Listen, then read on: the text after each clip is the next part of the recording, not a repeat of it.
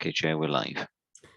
Thank you, Wyn. Good morning, everybody. Welcome to Powys County Council's Health and Care Scrutiny Committee. We've got one main item on our agenda today, and we've got a few formalities to get through first of all. Before we come on to that main item where I introduce officers and members of the Cabinet, I'm just going to go through, first of all, apologies.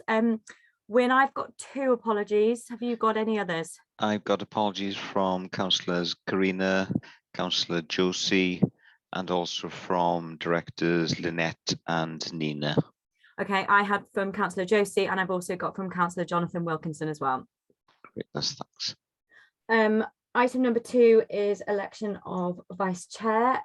So over to you, Wyn, on how many people have nominated themselves, who've put themselves forward.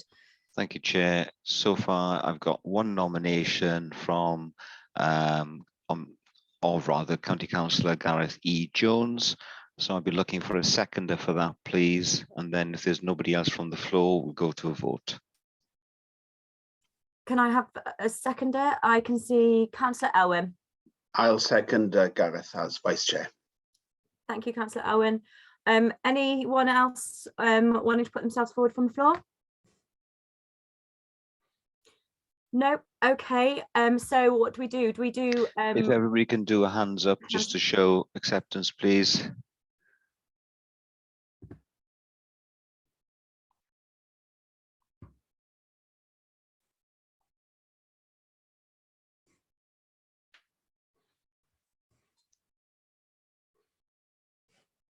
Looks like unanimous, Chair. Great. Well, that is that's that one done. Congratulations, Councillor Gareth, on becoming Vice Chair of the Health and Social Care Committee. Thank you very much. As I just alluded to before, I'm having some IT issues. So if I get kicked out of the meeting very briefly, I will have to hand over to you. But hopefully it won't be for too long. Right. Item number 3, declarations of interest. Has anyone got anything that they need to declare in terms of relevancy to this complaints and compliments presentation annual report?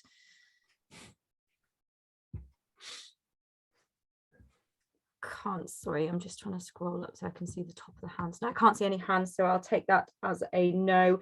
If during any meeting something comes to your mind and you think, oh, actually, I'm closely connected to someone in this service, or I'm closely connected to a service user who's using this type of service, please always speak up, even if we've already passed this this declaration of interest section, because we can always then log it. It's always better to be safe than sorry. Section 4, disclosure of party whips. Anyone a whip? No. Right. Item number 5, on to the main point, which is to consider and question on the complaints, compliments and representations annual report. Welcome to officers and portfolio holders who are here today on this. I think we've got Rachel Evans, who's the interim commissioning manager. We've got Michael Gray, head of adults, Sharon Powell, interim head of children's, and Steve Holcroft. And Steve, I think you're the one who's going to be leading this through this, and I don't have your full job title in front of me, so I'd just be grateful if you could introduce yourself and take us on through this report. What would be really good is, we've all read the report and we've had a pre-meeting, so we know sort of the direction of our questioning, and it would be really good if you could just give us a very quick briefing as to how the complaints process has come to be the process that it is today compared to what it was a few years ago, because there's obviously been quite a lot of changes to the systems. And then from either your perspective or any of the other officers' perspective, just a quick summary from you on where you think things still need to be improved and worked on, and where you actually can look at it and go, actually that's worked really well, and we're happy that things have moved in this direction. So on that note, I'm going to hand over to officers, and I think Steve, I think it's you, isn't it? Yes, it is, Chair.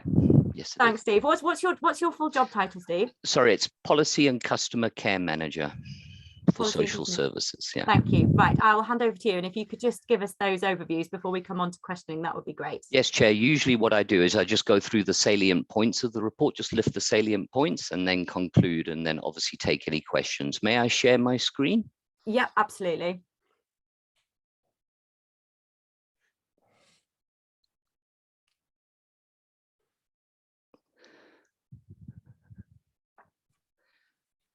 Right, I hope that can be seen.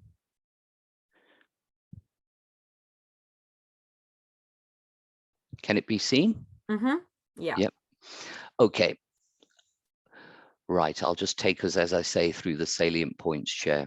Obviously, it's a statutory requirement that we produce an annual report, and yeah, we do it every year, as I say, and it's concerning the operation of our social services complaints procedure under the regulations. The period covered in this report is from the 1st of April 21 to 31 March 22. Our approach is based on getting it right, and if we can't do that first time, then we put it right as soon as possible. We seek to allow residents to voice their concerns in relation to the exercise of our social service functions. Experience indicates that complainants who opt to use, we often push, let me just say, reel back a little bit, we push the use of advocacy for complainants so that in the majority of cases, they're able to reconcile their feelings about the situation through an advocate, and resolution is more speedily achieved, often without pursuing a formal complaint. So that's important to bear in mind. Just regarding the complaints team, we've had a lot of staff issues with the team, which we hope have been resolved now. We're running on one complaints officer supported by a support officer, a sort of administrative role to support the complaints officer. We have an online form that complainants can access to get their complaint through to us.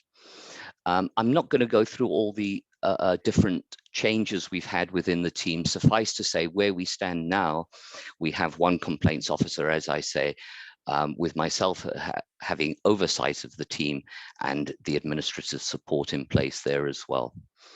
I just wanted to show you the email account for the social services feedback team, as we're called, and you'll see year on year that there's been an increase in the total emails received by the team. Now, it may not seem much. If we look at the 21-22, we see that there's only 16.7 emails per day. However, each one of those emails can be a complaint or a very complex set of issues that we have to work through with the complainant. So it's not just basically answering an email. I just need to make that abundantly clear. In terms of our analysis of complaints and inquiries, what we've tried to do and what we've really tried to push in line with the guidance document from Welsh Government is to look at ways where we can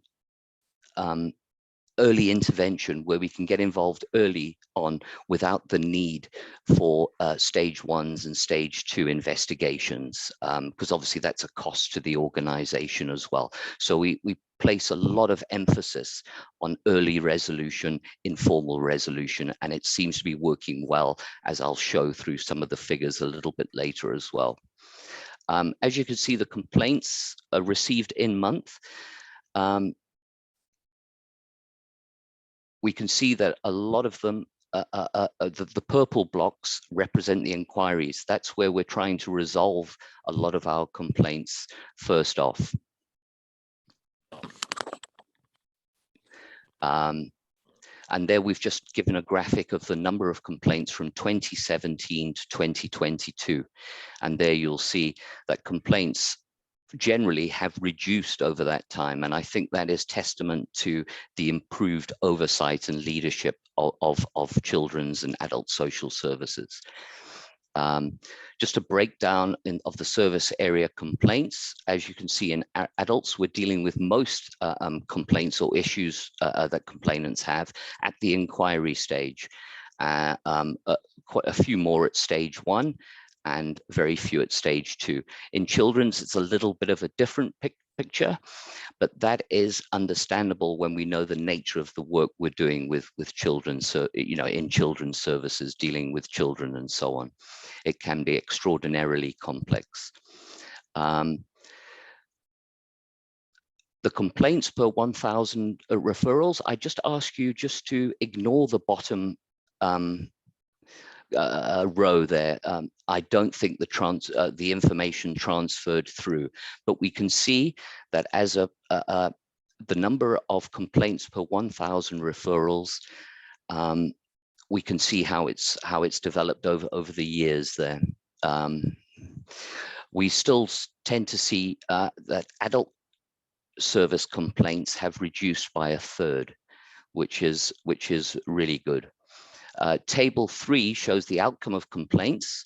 Complaints where no elements are upheld are recorded as not upheld.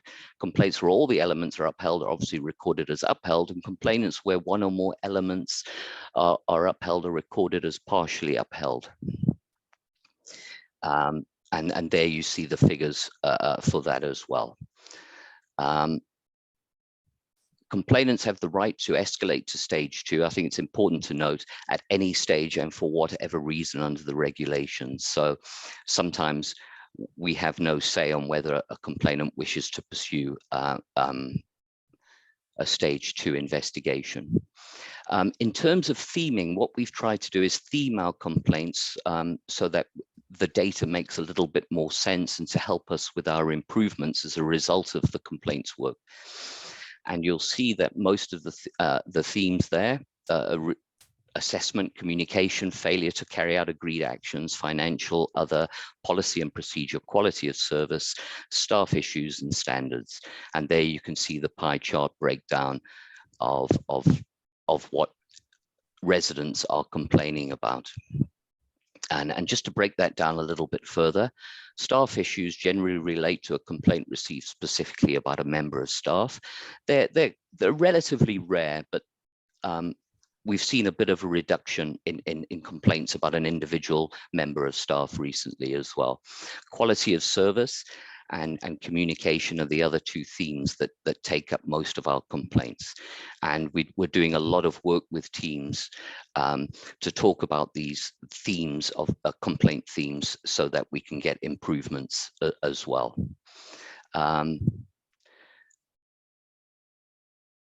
Something that we're dealing with is dealing with renewed enthusiasm, I must say, is the time taken to acknowledge and complete reports. Obviously, as you can see there, a lot of 100% of stage 2s are over the 41 days, but I think that is testament to the pressures that the services have been under. Obviously, with the pressures coming from the pandemic have obviously led to further complaints for us as well. And you can see it's a similar picture across adults, because remember, at stage 1, it's staff members investigating those complaints. And if they have a high pressure of a lot of cases, this can sometimes move down the priority list. So we're very alert to that, and we're sending notifications to teams and working with teams to get responses out quicker. Just at 417, it's important to note that only 4 stage 1s in adults did not receive a formal acknowledgement, for example, and there were 8 in children's. We've made that a key performance area, that everything is acknowledged within 2 working days and so on. So we're looking to make those improvements. A particular, I just wanted to, at 418, which should be 419, it seems, the Ombudsman received 6 complaints in relation to children's services and 3 in relation to adults over the period. However, the Ombudsman opened no investigation into any of those complaints that were forwarded to them. However, we had an outstanding Ombudsman case from 2016 that was concluded in the period, and we ended up paying £2,000 in compensation. So just to reiterate, there's no active ombudsman investigations as it currently stands at the end of 21-22 and as it currently stands now. Particular piece of work that I like to do is regarding compliments. It's one thing taking the complaint information and using that to affect changes in the way we do things, but I think compliments have their place as well, because they are very necessary to reinforce those positive behaviors and those positive work practices. And obviously I don't need to go through all of those compliments, but you can see that compliments are generally increasing over the period. So that is a good thing. As I say, I'm not going to go through all the complaints, but there's one or two that always stick out and for me really get us to the heart of the matter. One I just wanted to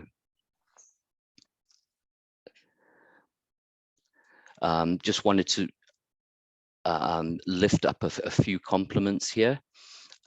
There's one coming from a family, from the care and support team. It's about a newly qualified social worker. These things go to the heart of the matter, that they trust her 100%, and this is from a family. So it's really good stuff that we get coming through. And just examples of adult complaints. I just wanted to share the very last one is that you mean compliment? Oh, sorry, compliment. We get a lot of compliments regarding occupational therapy. And I thought this one really touched me, is that mum had been failing last week and was put onto morphine patches, etc. I'll let you read there. And mum passed away later that day at 11:30 p.m. And I just think that if we're making those kinds of differences in our practice at the end of somebody's life, I think it's a very positive thing. I spoke a little bit earlier about continuous improvement and learning. We work very closely with the quality assurance officers of both children's and adults services to identify themes and to inform our corrective actions and improvements. And we meet on a monthly basis and we go through all the complaints, all the compliments, all the inquiries, and then we look at themes, as I say, and how we can make improvements. And members could obviously go through this at their leisure. Just an update on the improvement plan. We have an improvement plan. We developed a customer care charter, which has now been published. We've completed a review of the social services complaints and representations procedure, and that has been approved and is now available live. Completion of complaints webpage and leaflets. We're also looking at alternative formats, such as formats for younger people and for easy read for people with learning disabilities. And we're looking at further increasing our pool of independent investigators who do our stage 2 investigations. And you may have seen adverts on our recruitment webpage to try and increase our pool as well.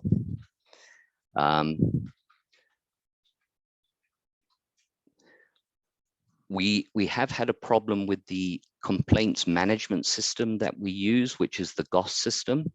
We're looking at a system that was developed for the information compliance team, which we will probably adopt going forward. And work is very much underway with that at the moment. So we're confident that with the governance, our oversight and assurance to getting things right first time, and if not putting it right as soon as possible, is in place and working more effectively this year than last, and moving forward as well. That's all from me, Chair. Thank you, Steve. So just to sort of to sum up then, just going back to my initial question from either you or the other officers, just over the next year then, where would you really like to see improvements? You know, what's your main focus of improving the complaints systems in place?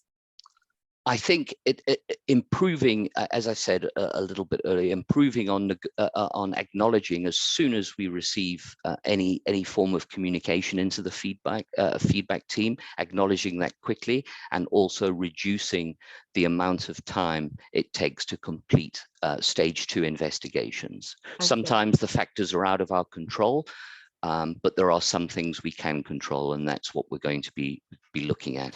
I know we've certainly got questions, a couple of questions on those two Sure. areas that we'll be coming on to. So it may be that when we get to those, you can fill in some more details on the how that you're going to be doing those things. Sure. So that would be great. Thank you ever so much for the overview. Thank you, Chair.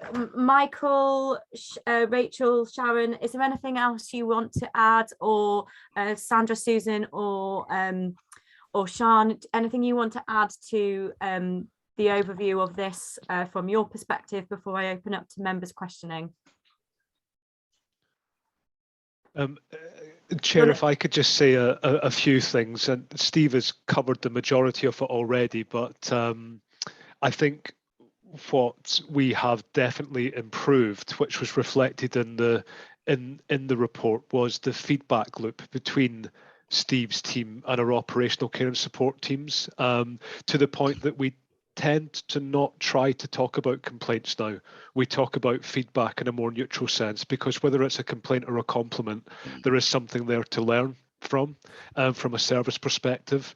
I truly believe that when people take the time to get in touch with social services, it's because they care very much about the service that they're in receipt of, or if someone's acting on behalf of an individual, they care very much for that person who's in receipt of the service. So the way that we respond to this feedback is absolutely crucial, and I do think that Steve's team deliver an empathetic and mediatory approach in terms of the responses, and you can see how that translates to that trend of a higher number of complaints that are resolved informally and quickly. That is in many ways down to the approach that Steve's team take to responding to the feedback, both from a children's and adults perspective, when they come into the team. And Steve's point about making sure that we respond quickly is absolutely essential, because quite often we'll find that people are getting in touch expressing frustrations because from their perspective they don't feel that they've been listened to. So what we don't want to do is exacerbate that by the complaints team not responding quickly, because it just adds to the frustration. So that's definitely something that we've got better at, but there's always room to improve in terms of that time taken between feedback being lodged and the response being acknowledged, and the complainant being informed of what the next steps are going to be. Thanks, Michael.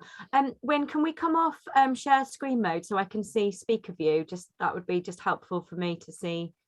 And then just to remind everyone who's on, when we come to questions, if you could use the raise hand facility at the bottom, and then it will come up in order of what you've done, and I'll just have to go by that.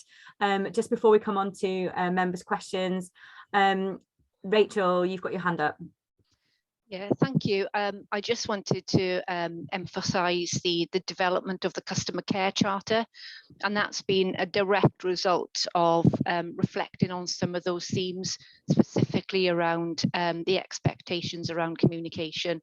And I think that charter really does embody the expectations from a professional perspective in terms of the response and the required response around communication. But also it outlines the expectations from a public point of view. And in developing that customer care charter, I think it's really important to highlight the fact that that was co-produced, and people were involved in designing that charter in terms of the things that mattered the most to them. So I just wanted to highlight that as a kind of really good example of how we've responded to that feedback. Thank you. Thanks, Rachel. Sharon. Yeah, just to come in, thank you, Chair. In terms of just to echo what Michael said, I completely agree with all the points that he raised. but also just to highlight from a children's services perspective, we're trying to create and adopt a culture of learning. So in which case we don't always necessarily see complaints as a kind of negative response. It's about looking at that as a strength and as a positive, so that we can learn from what people are actually telling us and look at ways that then we can improve our service and practice as a result of that. So just to highlight really from our perspective, that is seen as a strength really, in terms of people taking the time to share their information with us. Yeah, what we hope to see is a culture of reflective practitioners. That's the phrase, isn't it? Thanks, Sharon. Councillor Sandra. Thank you, Chair. Morning all. I apologise for joining you late, Madam Chair. I was in another meeting. I just want to welcome the report and thank the officers for their input in this. I think it's an honest report, and that's the important part of it, is recognising that we are not perfect and all working together very hard to try and remedy the wrongs. And I think the targets that they've got are spot on, trying to react as soon as possible and respond as soon as possible to the complaints, and to receive the compliments as well, because, you know, if we don't want to turn the compliments into a complaint because people can't get hold of people. So it's marrying the two. And as I think the staff are really working proactively on this, which is I welcome, and using those complaints to turn things around, which I think is A1. We're not perfect, we've got a long way to go, but I think pulling together is a good start, and I thank the officers for presenting this report. I just wanted to reiterate my thanks to everybody and to apologise to you. Thank you, Madam Chair. Thank you, Councillor Sandra. And Councillor Shan, which will be the last person before we come on to members of the committee. Thanks, Councillor.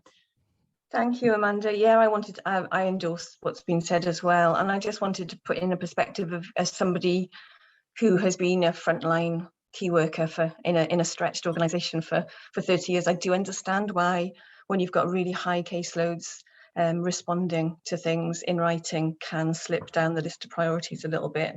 But I think that the report shows that when we can't respond straight away, or when mistakes are made, the importance of being proactive and compassionate and inquiring, those are 3 words that are actually mentioned in the report, when you do get in touch with people, massively helps things. And that approach, Sharon, you mentioned that, you know, we can see complaints sometimes as a you know, an opportunity to learn. And I think if we can do that and not become defensive when we deal with people, and we can stick to being compassionate and inquiring and genuinely curious about what things are like for them, those features, I think, are key not only to resolving complaints earlier and with a better outcome, but also to those are key features in those compliments that you can read in the reports as well. People were just hugely impressed by the quality of the person that was helping them and the way that they helped them. Thanks, Shan. Thank you. Right, so members of the committee, it's over to us now, and we've had a good pre-meeting. So what I'm going to do is we have got some sort of order to how we want to question, just so it's not too willy-nilly, and so we're going to kind of go from section to section, although the chunk of our questions are on section 4, as you would expect. So members, if we've spoken this morning and you're planning to ask a question, feel free to put your hand up. But what I might do is I might actually take you out of order because of what we've discussed in our pre-meeting. So just before we come on to where I know we've got questions from members on section 4, I've got a couple of questions on section 3, which is about your complaints team and the resource of your complaints team. You mentioned, Steve, about this new system that you're hoping to be in place, and I think it's on 3.2 of the report. You're hoping it's going to be in place by April 23, yep, and that it's going to be much more efficient and less time consuming. Is there any cost associated to this new system? Not that we're aware of, because it's been developed internally, Madam Chair. So it's you know, it's a solution developed by the IT team. So no, there's no huge great cost. I don't think there's any cost involved really, except. Okay, so it's not something we should expect to see as a pressure in next year's budget. No, we're not, thinking of going external and buying a huge system of some sort. It really is an internal solution. Okay, thank you. And I've got another small question again on sort of cost of resources in that section 3. On 3.5, you mentioned that your admin support has been temporarily increased from 0.5 to 1 full-time administrator. I think that's just come to an end, has it? So is that going to be rolled forward, or has that come to an end? We have put in a request for it to be extended. Because, yeah. Okay, so presumably that request then will be part of next year's budget. Quite possibly, as a cost pressure. It will be, yes. Thanks. That's just more for my wider learning. So when we come to scrutinise the budget, I know what to expect from which aspect. Course. Sure. Thank you. That's it on section 3, and then we've got a whole load of questions on section 4. So members, if you've got a question that you know you're going to ask, please put your hand up, and then I can just do a sense check that I've not missed anyone. But I'm going to come to Councillor Gareth Ratcliffe first of all. And Councillor Gareth, I think you've got a couple of questions, particularly one of them being on sort of the difference between inquiries and compliments. Councillor Gareth. Yes, thank you. Yes, I've got a couple of questions around, and Gareth's going to run inquiries and compliments. I've got some questions around 4.8 and 4.14. Before we do that, obviously, word complaint is, it's an easy used word. So with complaint, when does a complaint become a complaint? And it is then added into the process. Do you have to use the word complaint to do that? And exactly on the flip side with compliments, do you have to, so what is the benchmark for them to add into each either? Because these reports are only as good as the data that's put into them. And sometimes, someone may make a verbal comment of compliment. Is that recorded and so on, or is a verbal complaint? These are talking about emails received, but sometimes people haven't got the capacity to do that, and it goes for both sides. So just a little bit around that first of all, please. Okay, in terms of compliments, sometimes we do go chasing for them. If they tell us in a telephone call, I was very impressed with so-and-so and what they did, we'll record that as a compliment with their permission. We also go to teams, to social work teams, and we tell them and ask them, have you received? So teams are getting very much better in sending us the information that they've received, whether a complaint or a compliment. I hope that goes some way to answer your question. I think Steve, on the other side of it, in terms of when you get an email, how do you tell whether or not it's a complaint or an inquiry? Because someone might not use the word complaint. I think that's what Councillor Garrett's getting at. They may say, this has happened. I'm really not happy about that. I'm not happy. How do you differentiate between those two? Through communication with the person. They'll say that they're not happy about something. We'll give the reasons why certain actions were taken, and if they say they're still unhappy with that, it then proceeds to a complaint. So they don't have to use the word complaint. No. I think there's probably a little bit of discernment on our part as well. Okay, Councillor Gareth, do you want to carry on? Yeah, thank you. Yeah, so obviously we got into that. How does an inquiry become a complaint? But following on from that, how does at what point does it become a stage 1 and a stage 2 complaint? And also, obviously, you've briefly explained that someone may wish to take it on, but obviously timing and everything else like that. And then I think it's the outcomes from that. What are managers doing to deal with, what shouldn't have been a stage 1 complaint? What are processes in place for a manager to be able to support staff and manage staff so we're not receiving as many complaints? So the training and development that goes with that. Because obviously if a complaint comes in and it's not dealt with, or a complaint comes in, there's lessons to be learned, but obviously streamlining that process to ensure that it's answered and dealt with to a satisfactory outcome. And I understand it can't always be that way, but there's always lessons to be learned. Yeah. You know, it's very good having documents like this, but actually, if the same person's making the same complaints coming about the same person time on time on time, how is that dealt with? There's some kind of data management on that. So, well, actually, member X has had 4 complaints about their attitude in the last year. What are we doing about it? Well, that's an interesting question and quite a difficult one to answer. But I think it's about forging, you know, where we see complainants with who are regular complainants, as it were. We'll often try to meet with that individual to get to the bottom of why they have these, you know, continuing complaints, because sometimes there's an interest lying behind the complaint rather than them just wanting to sort something out. So we really try and get behind it and understand what the complaint is. Just coming to your earlier question about when an inquiry becomes a complaint,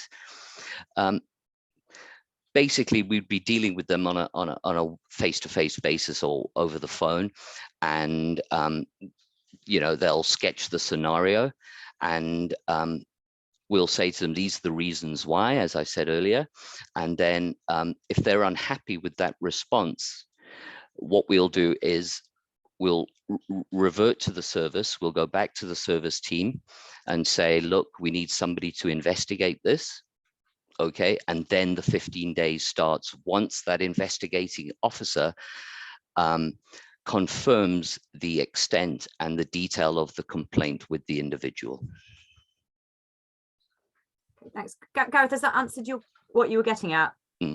Kind of, yeah. I think obviously it's the next stage after, and I think that's more of a service question on how the service manage the staff, the complaints. You know, it's all well and good, you know, this is really good document, but there are parts in there, well, actually, are we just recording stuff for the sake of recording? We talk about outcomes, but how are we dealing with the staff that do that? That's really valid, isn't it? And that's what I know we're coming on to questions on that with Councillor Liz in a minute.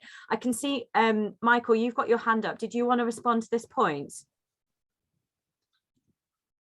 Yes, thank you, Chair. With regards to Councillor Gareth's question around what constitutes a complaint, we are following the Welsh Government Guide to Handling Complaints. It's called the Guide to Handling Complaints and Representations by Local Authority Social Services. It goes back to 2014, but that's the latest version. And I think it'd be worthwhile that the Health and Care Scrutiny Committee have a copy of that, because that really determines how we set up our processes. And it does go some way to defining what constitutes a complaint within that guidance. So yes, just to clarify, somebody doesn't need to explicitly say, I am complaining for it to be a complaint, but it tends to be an expression of dissatisfaction or concern that could be either written or spoken or any other communication method. Could be made by one person or a collection of people, and it tends to be about a public service provider's action or lack of action, or about the standard of service provided.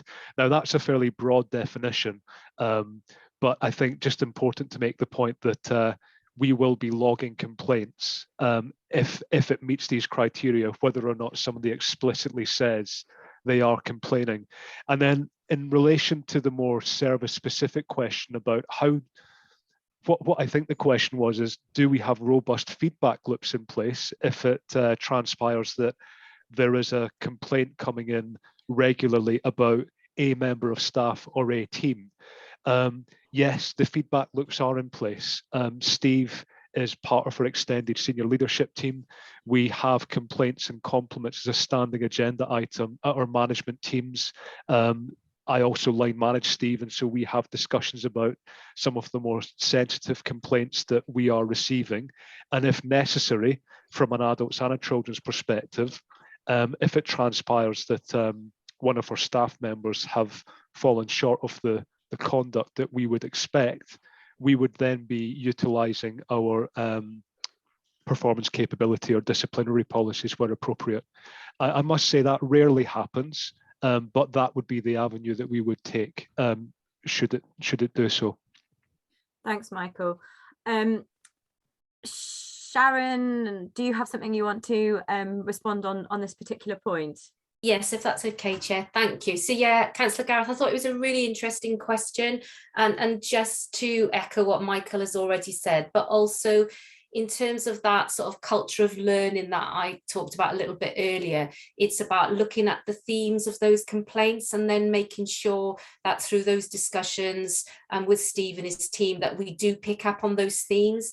An example of that was around our service that we were providing to fathers. So where mothers and fathers were separated, but they have children, we identified a specific theme whereby maybe our service and practice around what we do with fathers who aren't living in the family home is about that level of communication. And we had a number of complaints around that matter that then led us to look at that theme in more detail, look at specific training and development within the service. So that's really important for us in terms of that learning from those complaints and then feeding that back into the service. So just to say, there are cycles of looking at those themes as wider issues to look at what we can do to strive to improve within the service. Okay, thanks, Sharon. I think we have got sort of a more in-depth question on the learning side of this coming up. So Rachel, if your response is on that side of things, can we park it for now, or is it on to do with the difference between an inquiry and a complaint? Yeah, it is. And thank you, Chair. I was just going to make the point that Michael's already made really around the guidance that exists, which defines those differences. But I also wanted to specifically point out that within that guidance, there's an emphasis on local resolution, and that is the point at which the effort and the emphasis is around where there is a level of dissatisfaction, to be able to resolve that as soon as possible to prevent it becoming a complaint in the first place. So I just wanted to emphasize that there's a significant shift in the guidance in order to promote that type of behavior and that type of practice around that local resolution. And that's the emphasis that we're trying to put in place. Thanks, Rachel. And I think it would be helpful if this guidance, Michael and I have talked sort of offline about having an area within our team section of where we keep sort of key guidance relevant to the services. And I think that would be something which would be helpful to have in there as we develop that sort of that area for us to always be able to go back to it for next time. Okay, we've got a couple of questions on sort of just the more data-y side of how you've presented all this. Councillor Ben, you've got a question on the comparisons between the numbers of complaints between adults and children's. Yes, thank you, Chair. Can you all hear me? Yeah, we can. Yeah. Fantastic. I had to change mics. So in section 4, we've got the graph illustrating the breakdowns, and it's from 2017 to 2022. So my question is, has that breakdown between children and adult complaints changed during that time? Has the proportions of children complaints to adults increased or decreased? I think they've stayed relatively the same, to be honest. We had quite a few, we had quite an increase in complaints during the pandemic, which really just skewed things a little bit. But it seems to be pretty much the same now going through, although there has been a reduction in adult complaints. I think the reason behind this question, Steve, is because it's quite a useful benchmark, because we know there's always going to be a high proportion of children's because of the nature of children's. But actually, for us, you know, we've got a 5-year committee now, and it would be helpful maybe going forward if that was split up between the years, so that next year we can see actually the proportion is just staying the same, or, you know, if suddenly adults was to spike compared to children's, it's quite useful to see that as a benchmark between the two. Okay, we can do that in future reports. I'm going to put that down as a recommendation. Okay. Numbers to be split. Sorry, I'm just writing this down. Thanks, Councillor Ben. And I'm going to come to this is sort of what I'm trying to do is draw out these sort of data-y questions before we come to the more qualitative stuff. So Councillor Gareth Morgan, you've got a question to do with breaking down the themes of complaints, and sort of considering we've got quite a lot of narrative on compliments, haven't you, but not for complaints. Yeah, that's right. Thank you, Chair. Can I thank Steve and all his colleagues for the time that's been taken to present this report and put it all together, because it's statistically quite extensive. But when it comes to the crunch, we've got to get at the real detail. We need to go a bit beyond statistics, I feel. I appreciate that when officers are dealing with their clients, they're dealing with clients that are under stress always, which makes life that much more difficult. But you know, training and experience enables you to cope with that situation far better than the ordinary man on the Clapham omnibus, as they say. Now, what I was particularly interested in is that we have a long list of compliments, and I'm not making any criticism. I'm just very pleased to see the quality of the compliments and the way they're presented, and you can see that it's coming from the heart of the client, if you like, and they appreciate how they've been cared for. But when it comes to complaints, we don't really have any detail as to what the issues are. And you look at that chart on page 9, and the sort of big sections there are quality of service, staff issues. Those are the two things that really go to the heart of the service the council provides. Now, it would be tremendously helpful if we could get a little more detail. You know, what are people specifically, what are they complaining about? Are they moaning about the advice they've got? Are they moaning about a specific person where perhaps they just don't get on very well together? I mean, there can be a clash of personalities sometimes. It's not anybody's fault. But I think it would help us if we could, at least speaking personally, it would help us if we had more information on this particular point. And then just to add to that, a very important service that is part of the whole of the issue is the quality of advocates that are, I mean, and it's officers who really and perfectly properly, and I'm very grateful that you encourage people to get an advocate, because it can help to present the case in a balanced way rather than getting too emotional about it, because the complaint needn't necessarily be emotional at all. It may be other things. Now, how do you choose the advocates, and who are they, and what training do they get? That's it, Chair. Thank you very much. There's two questions there. One on the latter one on advocacy, and the former one on the themes within the themes. Really, I think is the crux of what Gareth is getting at, and you know, whether or not you can present those to us either through narrative, as you have done through compliments, or whether or not you can break them down into categories in more of a pictorial way, as you have done. So who's best to answer those then, please? Well, we can. Steve? Sorry, Madam Chair, we can certainly put more narrative in on the complaints, so we get a better understanding of what people are complaining about. We've really grappled with this because we're on the complaint themes, trying to break it down into categories that we can work with. So we're doing a little bit of further work on this as well to break it down further.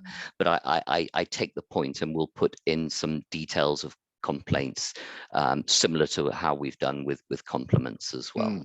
I mean, quality of service, for example, that could be heavily weighted to one area. You know, that might be heavily weighted to fostering, for example, or to direct payment systems.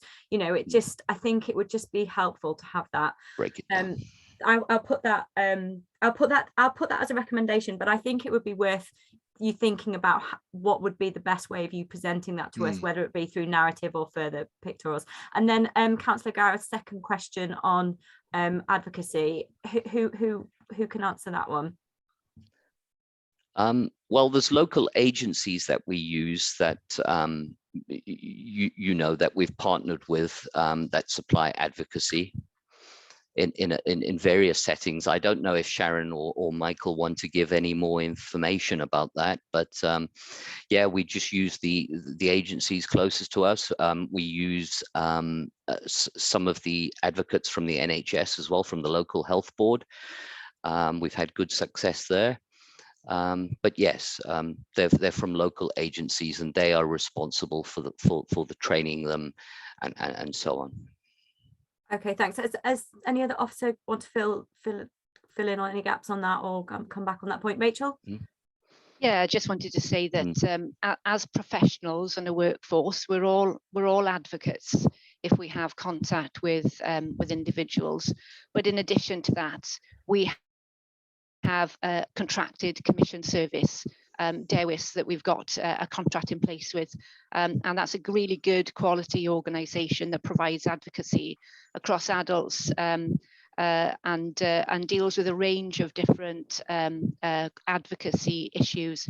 We have a really good contract management information in place, and really good data in terms of the types of advocacy, the types of issues that they deal with, and the outcomes as a result of that. So yes, we've got really good information around advocacy.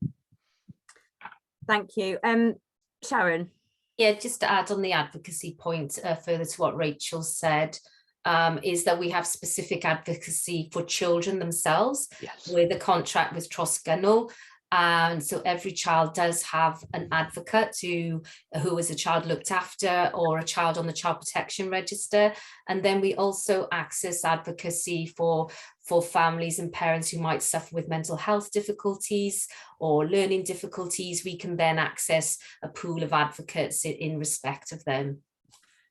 Thanks, Sharon. So sorry, I'm just following up on this advocacy then area for children. If a child wanted to make a complaint, do they know that they can do that through their advocate? Yes, that's right. And do we see that happening? We see that happening, and we also have independent reviewing officers. So when a child is looked after or on the register, they have an independent reviewer. So that's another avenue for that child to express whatever it is that they want to. Okie doke, thank you. Thanks, Councillor Gareth Morgan, particularly as a fellow solicitor, liked your reference to the man on the Clapham omnibus, so thank you for that. Right, we've still got loads of questions to get through, and we've got about 35 minutes. I think the next sort of area of questioning comes on, you've kind of touched on this already, to do with learning. So I'm going to come to Councillor Liz next, please, and your question on this area. You're on mute, Liz.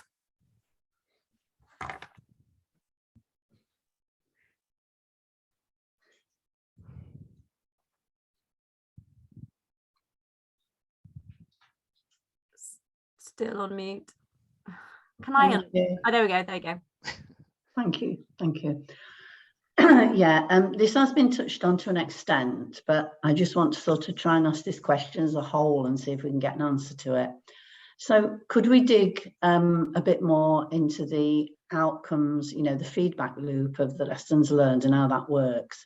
So, you know, it's clear that the review team and quality assurance are reviewing and collating information together, but I'm still not exactly clear on how the improvements required are being fed back to the individual, to the teams and to the organisation, you know, to make sure that the lessons learned, like the good ones, good practice, you know, and areas for improvement are followed up to ensure that, you know, improvements are actually made.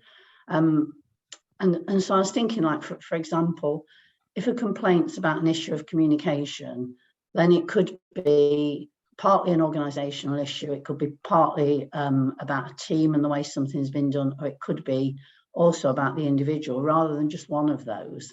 So how are the improvements that are required noted down from each complaint and then followed through to make sure that, you know, 2-3 months later, it can be demonstrated that those improvements have been made and that that's signed off and fed back into the wider organisation, teams and the individual.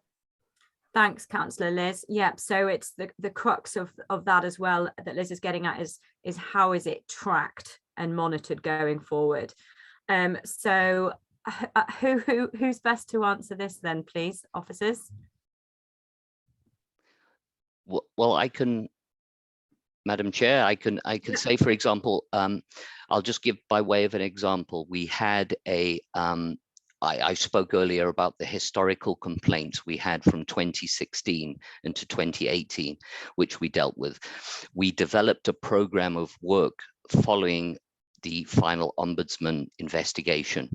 There was a number of things we had to do.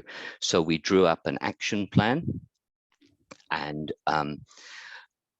we put all those actions into place, and then we reflected on what we put in place, and often a lot of these lessons are shared through policies, through memos and updates that we send. Every month we meet with, for example, Children's OMT, I think it is, SLT, where we go through some of the complaints and some of the improvements required. So I think that loop is fairly well established. So what would be an example of something that was on that action plan then, just so that we can get a feel for how this is in real life? Right, there was something on the action plan that complaints officers have to be, what was the word? They have to be trained to a sufficient level in representations under the Children's Act 1989. So what we did is we approached legal to ask for better guidance, for example, on how we deal with the representation, because part of that historical case was that we hadn't done things properly and we hadn't recorded properly. So that we hadn't done something properly when we were delivering a service. Yes, not when that's right. So that they said that it's probably beneficial for the team to have a legal opinion on handling representation. So that's what we've done, and we have that in place now.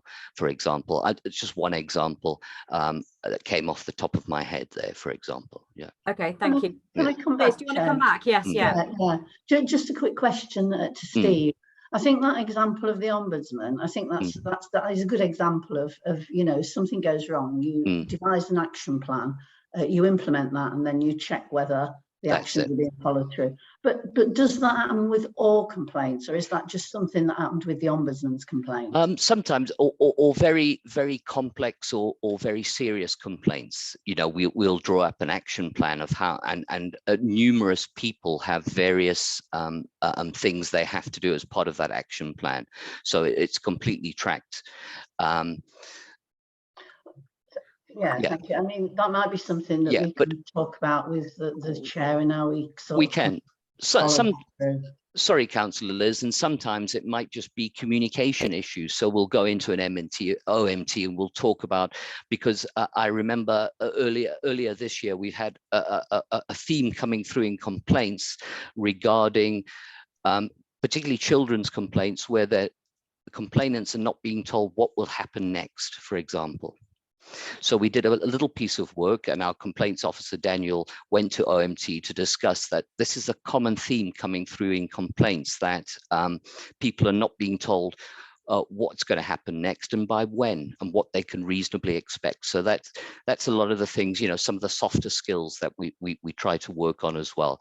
But with the more serious complaints, it's usually through an action plan. Thank you. Do you have a a set threshold that needs to be met in order for something to need an action plan. I'm just worried that you know, there could be, is this sort of quite subjective, or you know, how do you decide whether something actually doesn't need an action plan because it's not serious enough? I think usually when it's an action plan, it usually crosses many of our themes that I spoke about. So there's a number of things in there. You know, they're talking about communication, they're talking about the style and approach of the social worker. They might be talking about that they don't agree with the time frames that were. So, you know, usually when it's a number of things, we'll often have an action plan. Perhaps usually where it's new things that have been brought to our attention that perhaps we weren't totally aware of before. Okay, I'm kind of just thinking about a potential recommendation on this, but just whilst I'm thinking, Liz, did you want to come back on this before I bring in Michael or Sharon? No, just that I think it's really important that we bottom this sort of process of, you know, action plans implementing and following through and tracking. And you know, being clear about when that does happen and when it should and when it doesn't. I think it's really valid. And actually, before I come to Michael and Sharon, Councillor Chris, you've got a relevant point on this, I think, which is you wanted to make about where investigations have taken a particularly long time and dilution of stuff. Sorry, that was a really terrible way of phrasing that. Chris, I think it would be pertinent to bring you in here on that point. Yeah, thank you, Chair. I think it's under 415 point on the report, and I picked up that you were mentioning the number of days required to do the stage 2 investigation between 20 and 25 days. To me, some of the most important aspects when you're investigating a complaint are in the early days of that complaint, because it's fresh within people's memory. Leaving it over a longer period of time, you lose some of that traction. So to me, it was you're saying that it has to meet your standards, and I was trying to understand, why is it taking so long, and did you take any quick I'm going to use the word wins or changes, lessons learned, and how do you get those implemented? Because if you're leaving it for such a long period of time, you're going to lose that traction for improvements within the service.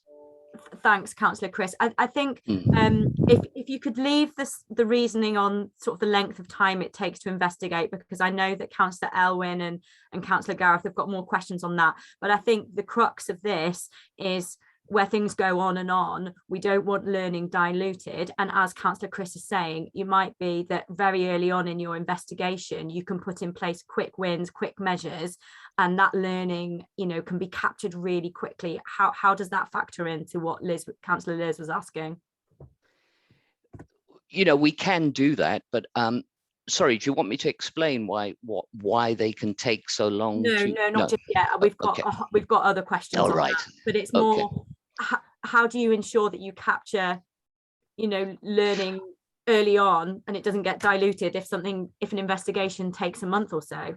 Yeah, because what we can do when the investigating officer agrees the nature of the complaint with the complainant, okay, that gives us an opportunity to perhaps, as you say, get some quick wins in, while some of the more you know, some of the other matter items of the complaint may take longer to investigate. Yeah, but we you know, our feedback loops are still strong, and we you know, I don't think personally that the length of time really detracts or dilutes the main messages that we should be getting from the complaint. Okay, I think the concern is that the feedback loops don't kick in until after an investigation has been closed or a complaint completed. So that's where our worry is coming from, when actually potentially something's very serious and needs to be addressed very quickly, and it's how, and I'm sure there'll be examples where it is, but it's how do you measure that and ensure that takes place? Michael or Sharon, have you got comments on this? Michael. Yes, a few comments, Chair. I think it's a really good question. The answer, I suppose, is multifaceted depending on the nature of the complaint, whether the complaint relates to an individual officer, a team, a wider service, or whether the theme of the complaint is around communication, or in many cases lack of service provision. That kind of determines what the response is going to be. But in general, regardless of the seriousness of the complaint, senior managers and myself will almost immediately have oversight, just by virtue of Steve being part of the wider senior leadership team and being linked into the various different management meetings.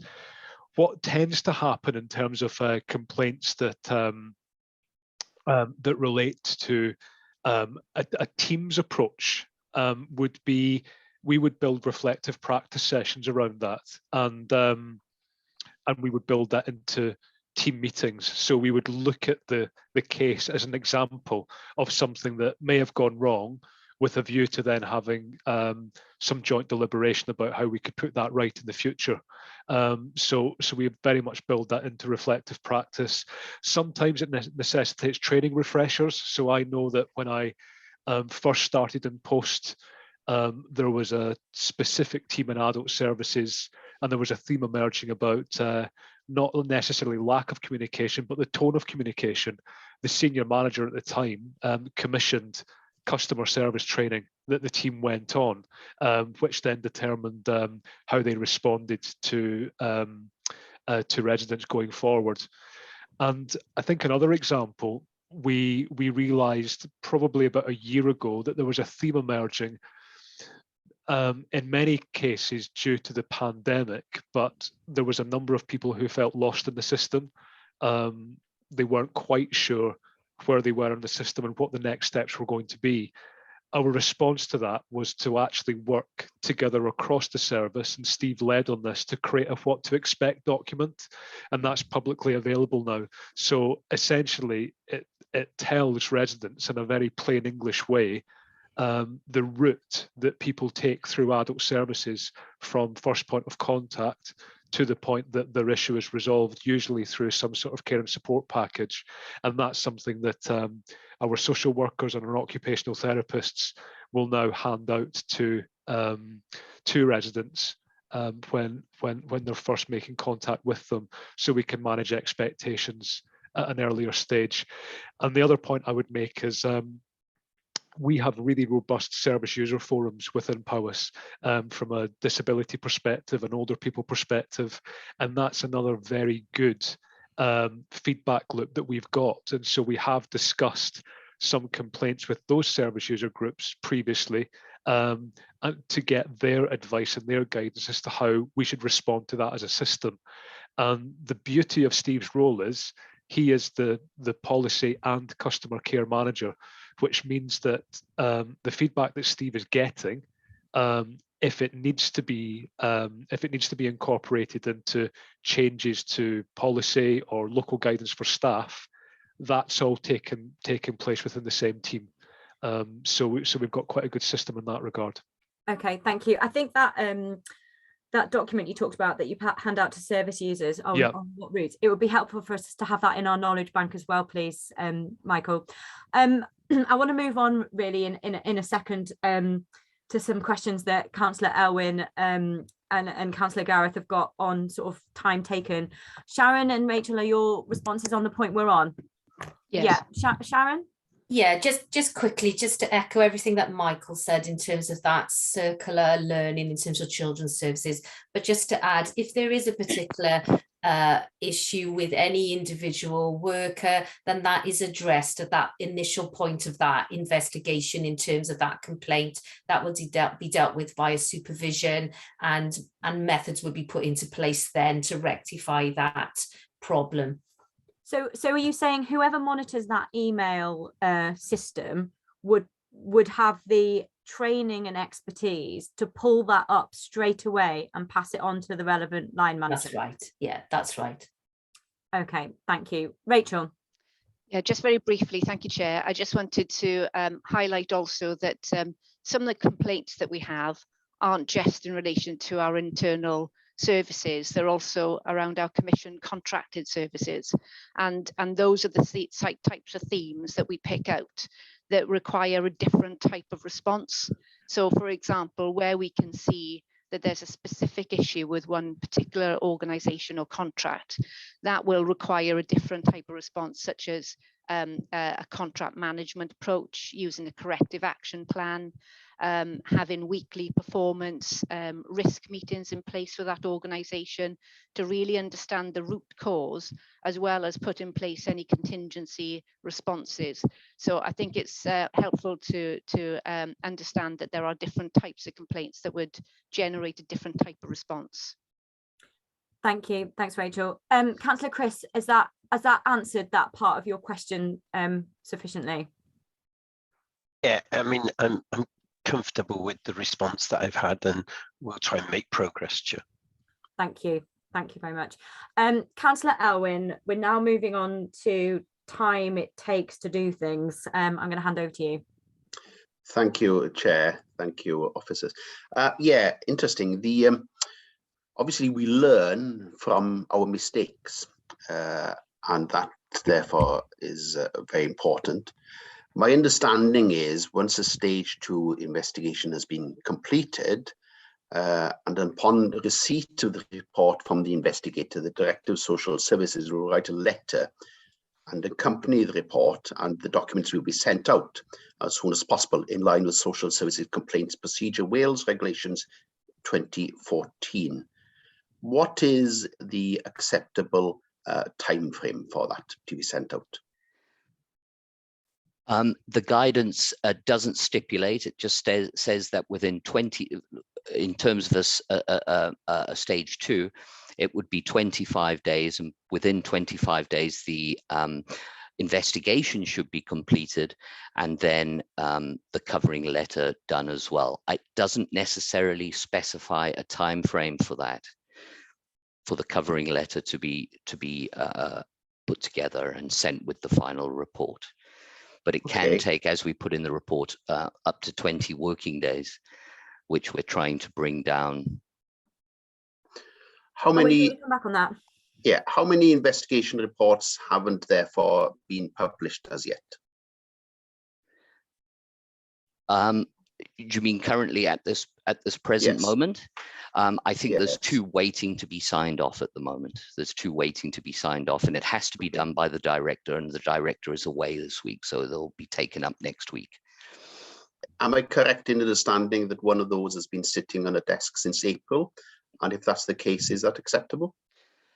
In some cases, I don't know of the case you're referring to. You know, off the top of my head, but if that is true, it would not be acceptable. But there may be reasons for that. There could be legal issues, legal challenges, all kinds of things. So I would need to investigate that one a little bit further to give a definitive answer, I think, Councillor Elwyn. Okay, well, thank you, Steve, for that. Personally, I would say for the authority that it isn't acceptable and it's not professional. Councillor Elwyn, my suggestion is that if you're aware of specifics, that you write to the portfolio holders formally to question that and go from there. And then if you feel that information that you get back is not a one-off and is more to do with systems or systemic, then please come back to me, and it's something that we can consider in terms of our future scrutiny of complaints processes. Just on this point that Elwyn's raised, you know, in the table on page 10 where you've got the 41 plus days time to complete. Well, 41 plus, I mean, that could go up and up and up. Couldn't that be like 300 days, 500 days? What's the breakdown there? Why is it 41 plus? I'm not quite sure, to tell you the truth. This report is compiled by our complaints officer. Why the 41 days? I'm not quite sure, because some stage 2 investigations can take considerably longer than that. Yeah, and I can appreciate that investigations can be complex and multifaceted. But I think it would be helpful to see a bit more of a are we breakdown. talking 60 days, or are we talking things go on for months and months? So that's another recommendation from us about breakdown. Thank you. And then hang on, let me just write this down. I wish I was better at multitasking, and I'm not bad at multitasking actually, but I can't write and ask my next question at the same time. So recommendation on the 40+ days breakdown. And then, you know, as Elwyn was saying about, and you answered in your response about the 25 working days to investigate. But then it can take another 20 working days for a letter to be drafted. Who drafts that letter, and how come it can take a month to draft a letter after an investigation is completed? What's the reasoning behind that? Okay, it's usually a bit of a joint role between the complaints officer with the director as well. They will produce it together. Usually the timeframes are because of just the pressures we have on the service. I think, you know, we're just reflecting it can take as long as that. You know, I know this questioning is obviously like, we have concerns here, but we all have read the market stability report now. We all understand the pressures the services are under. But I'm also very conscious of the fact that when a complainant doesn't get responded to, it just makes everything so much worse. Yes, but is there a holding response that's sent in that yes, meantime? Madam Chair, under the regulations, we keep people advised, and we actually have to request their permission to a certain degree for the extensions of time. So we usually agree that with the complainant to say, these are the problems we're encountering at the moment, and this is one of the things that I said earlier that we really want to get better on as well. Yeah, is to ensure that happens. Okay, I think it would be helpful in your narrative then to sort of give a bit of a explanation that where things do go on and on, they're not just left without any communication. Thank you. Councillor Chris, I'm sorry I overlooked you, and you wanted to ask a question on time to receipt and time to acknowledge data that we've got.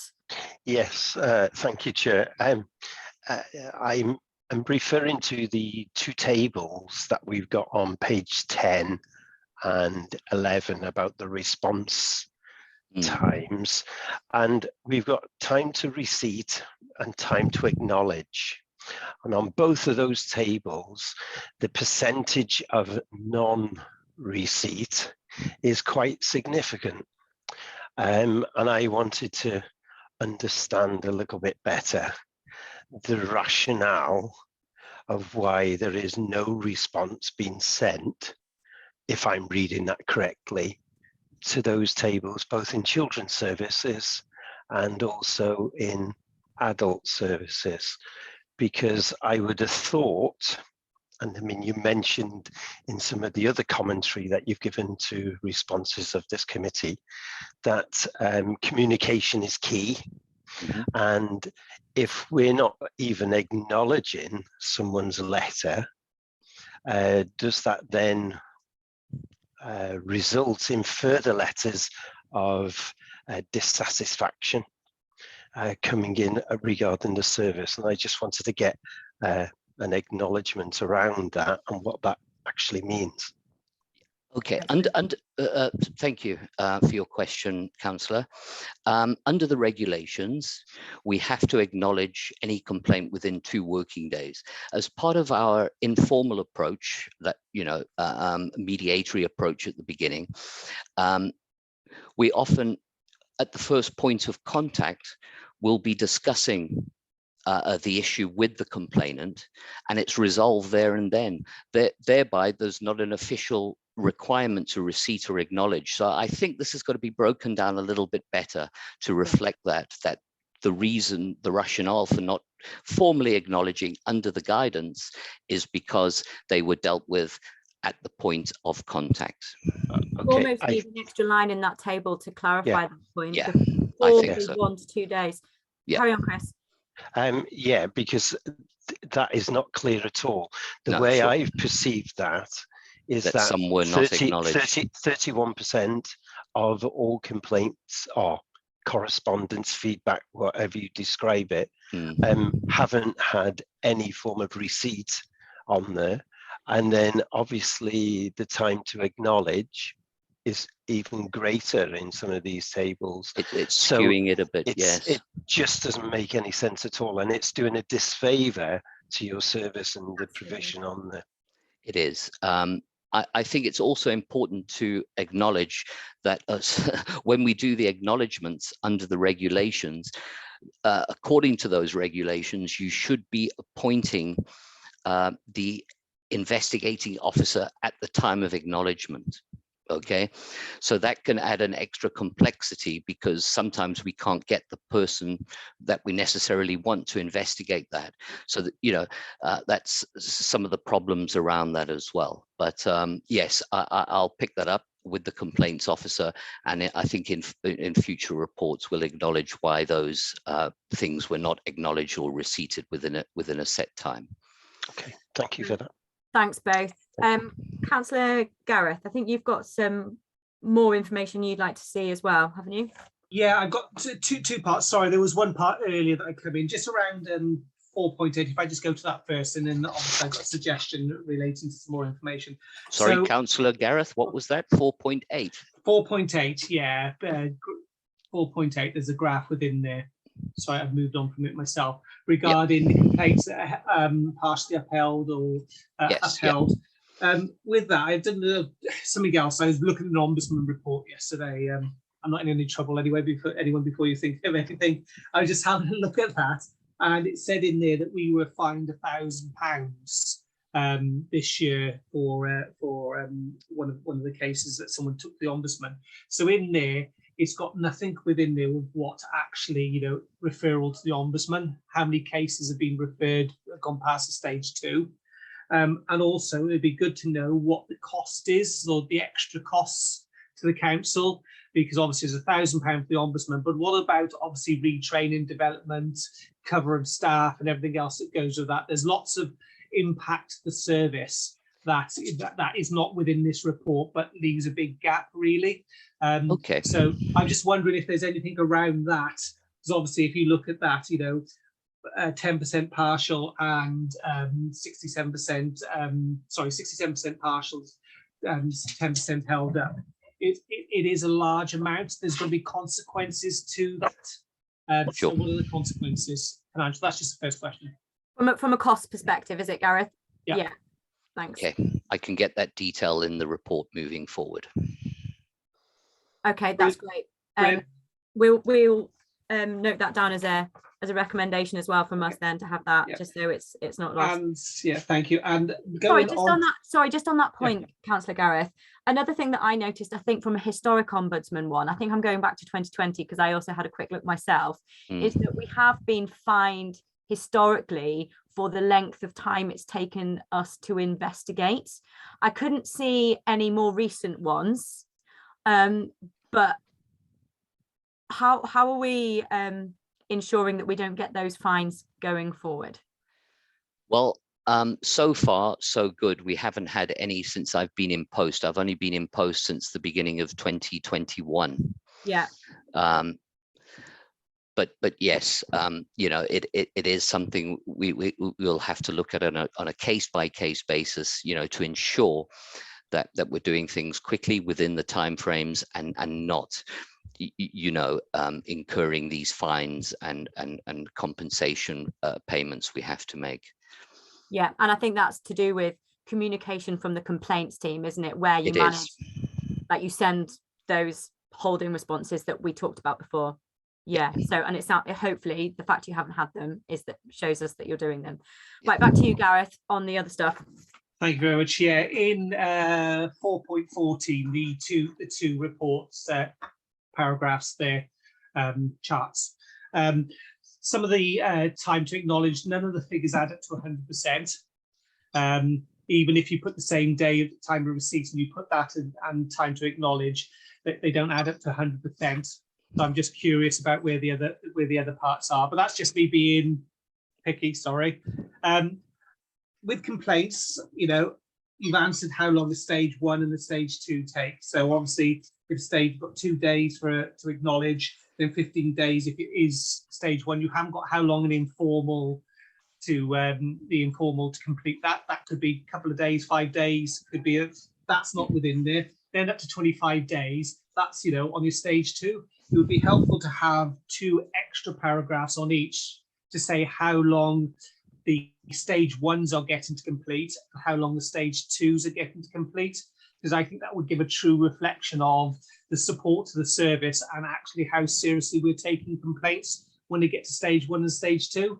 Otherwise, every report will have 100% for stage 2, because it's going to be nigh impossible to complete it in the 41 days. Sure. But coming back to Elwyn's point, having an extra graph on how long some are open and closed and how long they've taken would be helpful for us to understand the support in contact in resolving issues. I'm sure Elwyn wants to come back in on that. Yeah, thank you, Councillor. Oh, sorry, Madam Chair. That's okay. Steve, did you want to respond to that? Is that information that you are able to provide when we come and look at this next year? I merely wanted to say I've made a note of it, and we'll definitely look at breaking that down a bit further and being a bit more explicit, with our information in that regard. Brilliant. Thank you. Thank you for being so amenable to our requests as well. Councillors, have you got any other queries that you want to raise? I've got one sort of final one, which is on a sort of more on the continuous improvement and learning side of things. Councillor Gareth Jones. Yeah, mine's similar to yours, Chair, and can I thank the officers first for their openness in their responses they've given this morning. My question is, there's nothing in the action plan about how they're going to, from my reading, part of the issues around complaints is the lack of communication, and there's nothing in the action plan that I can see around how we're going to improve communications with the service users.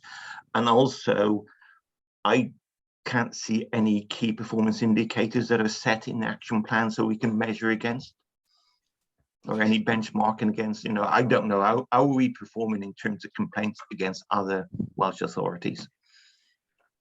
That's a good point. Yeah. Thanks, Gareth. Is there sort of further KPIs, benchmarking data we can be given? I'll include those KPIs as a team. We agreed on a set of KPIs in managing in investigations, and I'll reflect that in the report going forward. And I know that you get them in your monthly service area reports, don't you, on numbers of complaints that come in on a month-by-month basis. And just for your information, members, hopefully I've been speaking with Michael Gray about getting that information regularly in our Teams area going forward, which I think will really help our learning of this area of how things change throughout the year. So thanks for that, Gareth. Is that answered your question? Oh, you're on mute. Yes, thank you. Yeah. Thank you. And so my final point, just before I quickly sum up, is in section 6.3, and you've talked about this happening anyway, that you say that you've got you have monthly meetings to discuss the closed complaints from the previous month. We used to have laming visits where we would go out to different, I've been to a Teams meeting in Welshpool with the children's team, for example, and these all stopped just before the pandemic for obvious purposes, but it's whether or not we could have a couple of our committee come to one of these monthly meetings just as to observe. I appreciate that there's probably confidential things that will be discussed, but we're all bound by confidentiality. I go to foster panel anyway, so I'll leave that potentially with you, but it's going to be a request from this committee as whether or not one or two of us can come to see those meetings. Madam Chair, from my perspective, more than welcome. We'd be so happy to receive you in those meetings and to discuss it further and to see some of the complexities of what we're dealing with and so on. That's brilliant. Thank you. And Councillor Gareth, you've got your hand back up, which I'll come to quickly just before I summarise everything. Yeah, well, I don't know whether you will allow me to raise this issue, Chair, but I think we've all been subjected to very high-profile case of people suffering, of a lady suffering from dementia on television in the recent days, and I wondered, it's a major national problem. Is there any advice officers can give us as members as to how we might be able to exert in our way and to the Welsh Government to inquire what they're doing about it and what future plans, if any, they have to cope with it? Councillor Gareth, that's a highly irrelevant but to the area, but I think I'm just on complaints. I think I'd rather you brought that to our reflective session as to something that we can do as a committee, or just a sort of general queries that we can look into going forward, rather than make that point now, because I'm just... Well, I can understand that. I thought you'd say just that, Chair. Just because I want to sum up all of our... Right, but it is, you know, it's to be borne in mind for another meeting. Please. Well, even borne in mind for in 5 minutes when we reflect on this meeting, and also our work programming as well. So I'm just parking you, I'm not muting you. Thank you. So I just want to sum up on the recommendations before we sign off. And firstly, just to say thank you ever so much for this report. I know we've probably been quite challenging, but you know, it's really positive to see that the compliments are going up, and I do think it's right that you draw those out of service users, because as you've said, you know, the learning from compliments are just as valid as the learning from complaints. So thank you for your candor today and for bringing all this information. I've got quite a lot of actions and recommendations on further information that we want to see in the report. Some more breakdowns on themes within themes. I think we've got a general recommendation on potentially more information we want on how you work out what goes to an action plan and what doesn't go to an action plan. So I think what we will do is we will just finalize those recommendations as a committee and follow them up with you. I've made a note of them all, and I think you've been making a note as we've been going along as well. But yeah, that's it from me on sort of summing up. Has anyone, any of the other officers or portfolio holders want to say any final words?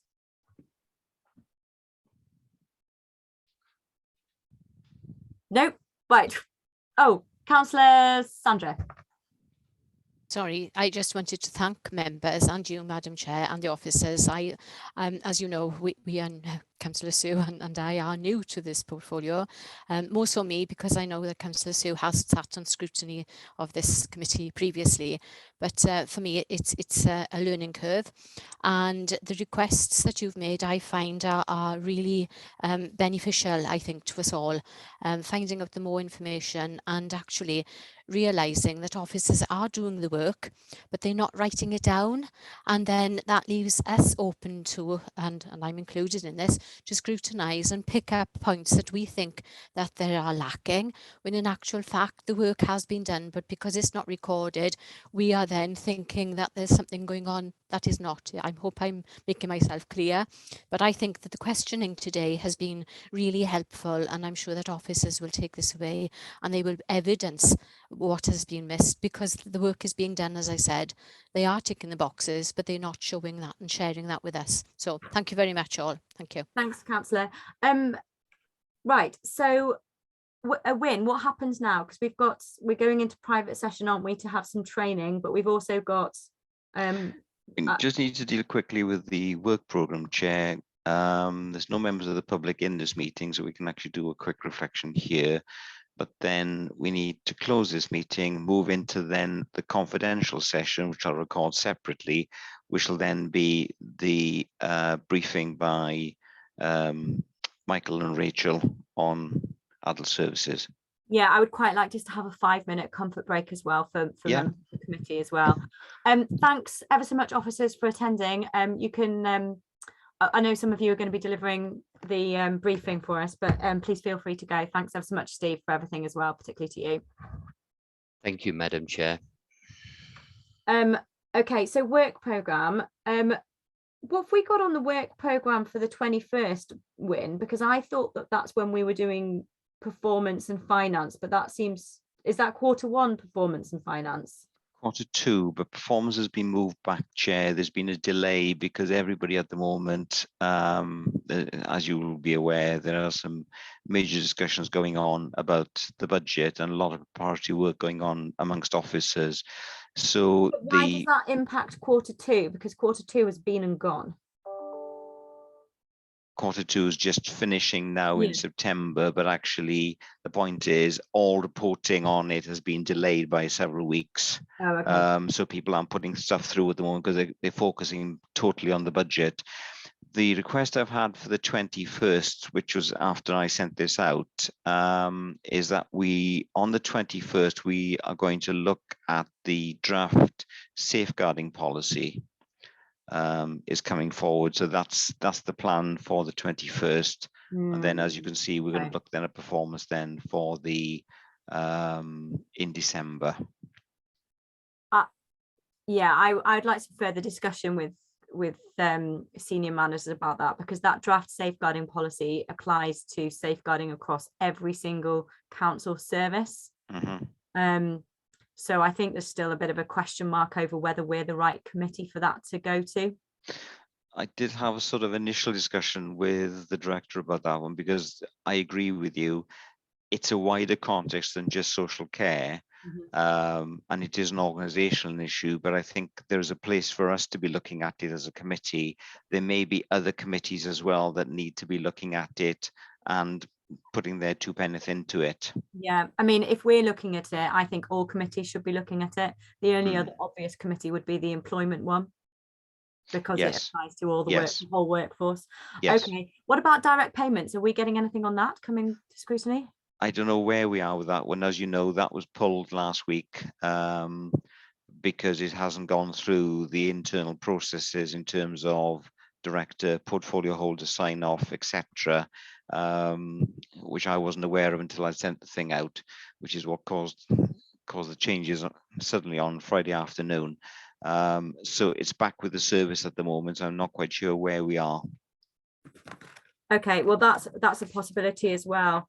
And then the other thing which I've spoken about with Michael is about whether or not we can also do some work on the resource put into the hospital discharge team. So I think unless members have got any comments, I think we just need to take this offline, given that we've now got a meeting where we can bring forward some other stuff we'd hope to do in the future. Yeah, okay, all right, we'll park that for now then. When committee reflection, we do in private, don't we? We do actually. Let me just check. So if that's the case, I'll draw the meeting to a close. Yeah, that's fine. Thank you to anyone who's followed along on this, who's watching it at a later date, and we're going to draw the meeting to private session now. Okay, so we'll move out. We'll close this one then, Chair.